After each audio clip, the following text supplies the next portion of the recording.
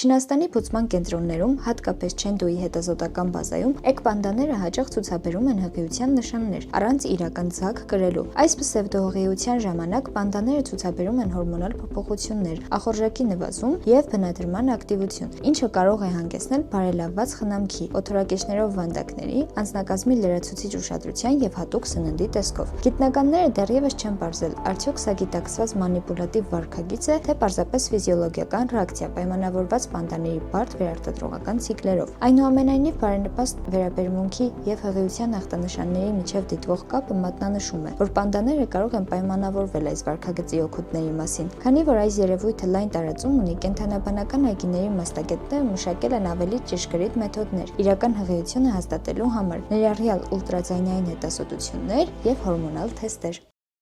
Բաժանորդագրվեք STEM News-ի սոցիալական հարթակներին հետագա նորություններին տեղեկանալու համար։